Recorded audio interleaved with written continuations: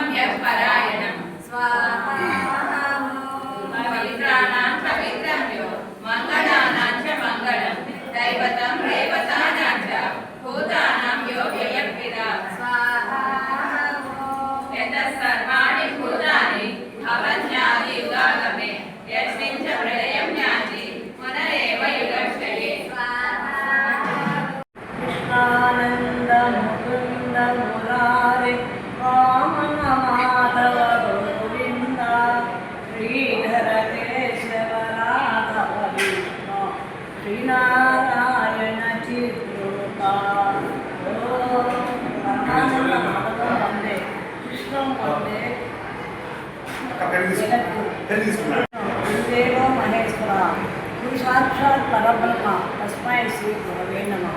శ్రీ గురుచరణారవిందాభ్యం నమో నమః. పరమ పవిత్రమైన మాసాలలో చాతుర్మాసం చాలా విశేషమండి.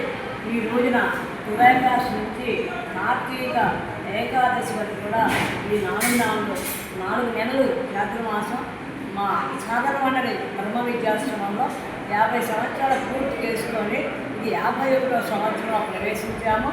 ప్రతి సంవత్సరం కూడా ఒక్కొక్క మంత్రాన్ని ప్రచారం చేస్తూ విశ్వశాంతి కోసం ఈ మంత్రం ప్రచారం జరుగుతుంది.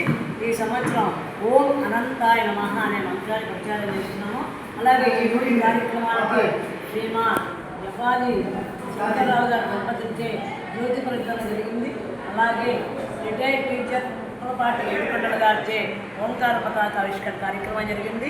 ఈ కార్యక్రమంలో అనేక మంది భక్తులు పాల్గొనడమే కాకుండా స్వామివారికి పాదుకలకి అభిషేకము మరియు గీతా కర్పూరేఖన కార్యక్రమం కూడా జరిగింది.